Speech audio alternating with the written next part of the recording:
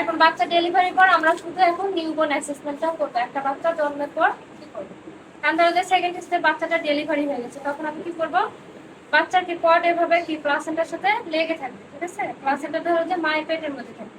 আমি খুলে রেখে এটা পরে দেখো। প্রথমে যদি বাচ্চা ডেলিভারির পর আমি সুন্দর করে এরকম একটা টাওয়াল নিব মায়ের বুকের ওপর, ঠিক আছে? বুকের ওপর নিয়ে এভাবে রেখে দেবো। তারপরে বাচ্চাটাকে সুন্দর করে নিয়ে আসবো, নিয়ে এসে এভাবে সুন্দর করে হালকা চেপে চেপে মুছে দেবো, ঠিক আছে? ঘষাঘষি করবো না, চেপে চেপে মুছে দেবো সুন্দর করে। বিশেষ করে যে একজিলা, তারপরে গোইন, যেগুলাতে ভার্নিশ গুলা থাকে, চেপে চেপে মুছার কারণ কি দেখো, এই যে দেখো বাচ্চাটা সাদা সাদা আছে না, সেগুলোকে ভার্নিশ বলা হয়। আগে বলা হতো যে ভার্নিশ মুছে দিতে, কিন্তু এখন বর্তমান মেডিকেল সায়েন্স বলতেছে যে ভার্নিশ হচ্ছে অ্যান্টিবডি হিসেবে বাচ্চার কাজ করে। এর জন্য যতটা এটা বডিতে রাখা যায় ততই ভালো। ধরো যেটা আমার মুছা হয়ে গেল, তাহলে কি করব, আমার এই ওয়েট টাওয়েলটা আমি ফেলে দিব। এবার একটা বেবির সুন্দর একটা র্যাপিং টাওয়েল নিব, ঠিক আছে?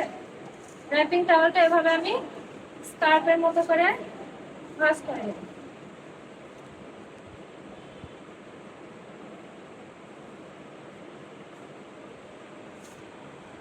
যে আমরা যদি আমাদের কাছে হেড ক্যাপ থাকে তাহলে মাথা কভার করবো না, যদি আমাদের কাছে হেড ক্যাপ না থাকে তাহলে এদের সুন্দর হিজাবের মতো এখানে একটা ভাঁজ দিব, দিয়ে তারপরে যে কোনো এক পাশ থেকে তুমি নিতে পারো, ঠিক আছে? এই যে কাভারিং করে দিব। তারপরে আমরা কি করব, নিচ থেকে কাভারিং করে দিব। দেখো সুন্দর হয়ে গেল না? এই যে এরকম করে সুন্দর করে মায়ের মুখে দিয়ে দেবো, ঠিক আছে? ব্রেস্ট ফিডিং করার জন্য এরকম করে নিব।